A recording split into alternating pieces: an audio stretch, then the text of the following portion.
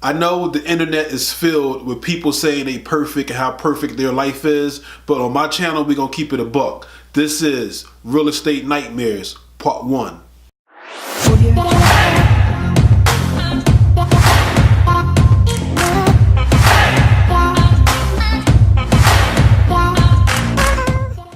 Anybody that has been in any industry can say that they've been through it all and they've seen it all. The same goes for real estate. Now, early on in my career, this is one of my first mistakes. So I'm gonna break this down into two mistakes. One mistake is I took my own cash and I put it in the deal. The reason why that's a mistake is because there's always people that have 10 times, 20 times, 100 times more money than what you may have in your pocket.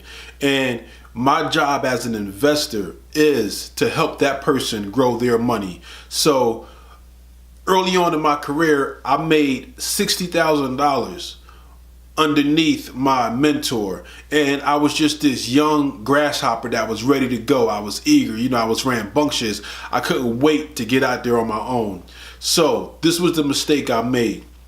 Anytime that you see real estate and water, you got to watch out. Now, I bought a property for 60K, 60 grand out of my own money, out of a couple of deals that we closed. Now, what I did was I didn't buy a property that had water on it, but the property next door had a creek, had what they call state's water. Now, one thing with the water or state's water or a lake or a stream, anything like that that's natural, you have buffers. There's 3 buffers: city, county, and state. Each buffer is 25 feet, which totals 75 feet.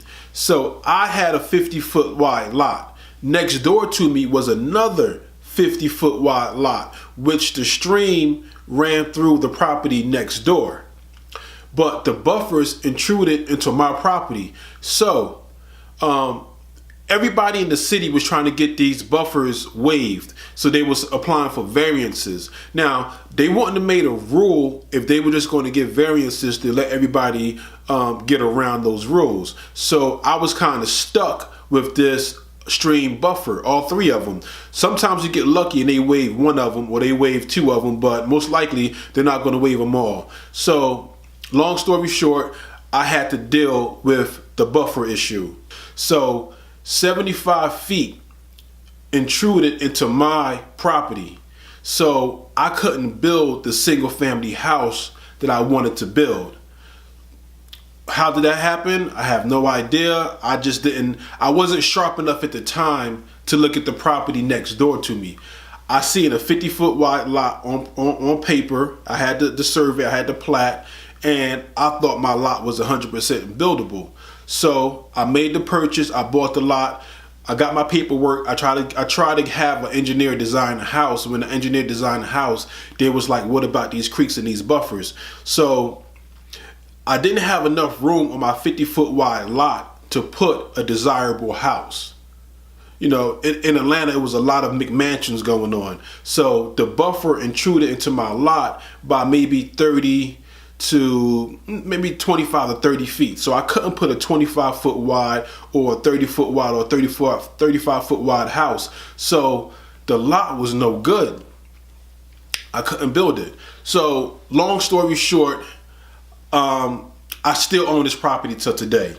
Now, over the years, now keep in mind, this happened when I first got started. So this is like 05, 06, somewhere around there.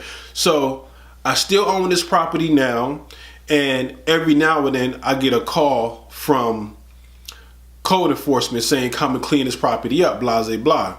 And this is why owning real estate is so powerful, because everything comes full circle. Now in 2019, they have these things called tiny houses, right? Some of these tiny houses are on wheels. Or you have this thing called Airbnb, where they lease out RVs.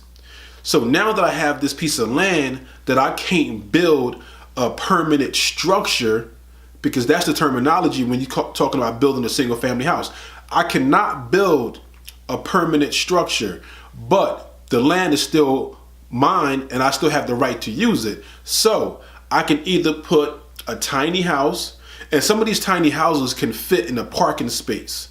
So long story short, I can stick a tiny house on my lot that doesn't intrude into the stream buffer.